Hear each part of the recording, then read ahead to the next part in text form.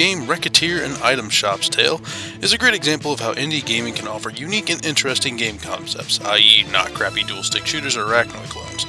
So when the developers of Recettear released Chantelise, excitement rose from the groinal region of indie gamers everywhere. Does this follow-up of the inventive item shop simulator stand up to its predecessor?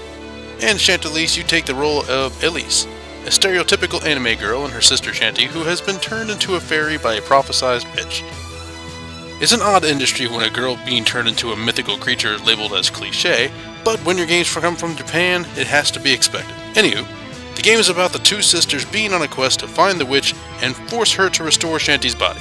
The player must use a combination of swordplay and magic to dispatch all the enemies in an area before moving on to the next and ultimately facing the boss. And yes, being from Japan, one of them is a giant enemy crab. The game evokes a very PlayStation 1 era nostalgia factor with its 2D sprites in the 3D game world, much like Recettear. Whether this is a technical limitation of the developer's tool or the style they were intentionally going for, those who are looking to relive the awkward 2D 3D transition of the late 90s, this is a game that will definitely scratch that very specific, sticky, needs to be seen by a doctor itch.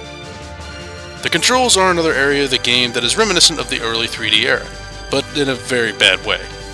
The game teaches you how to control your avatar via the keyboard, which is very clumsy for moving around in 3D space. Luckily, gamepad support is available. Using the controller comes highly recommended as a large chunk of your time will be spent fighting against the cumbersome controls and shoddy camera lock-on system. Playing with the controller does not fix these issues, but it helps these wounds from being completely filled with salt.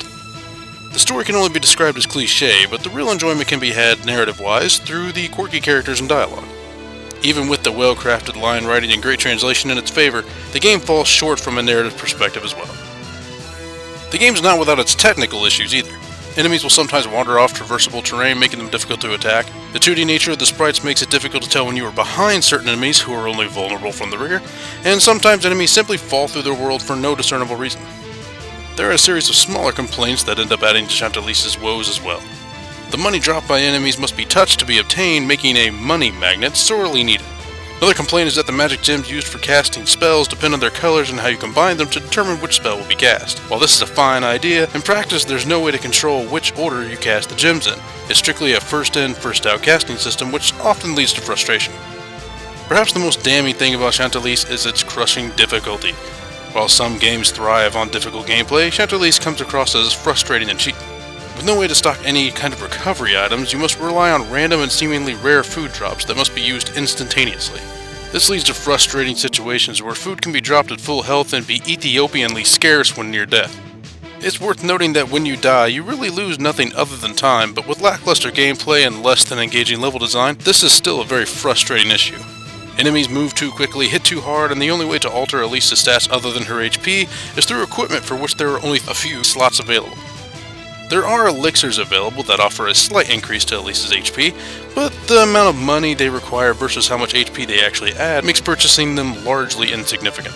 So get used to seeing this a lot. Chantelise is a game that seems to trip in nearly every step it takes.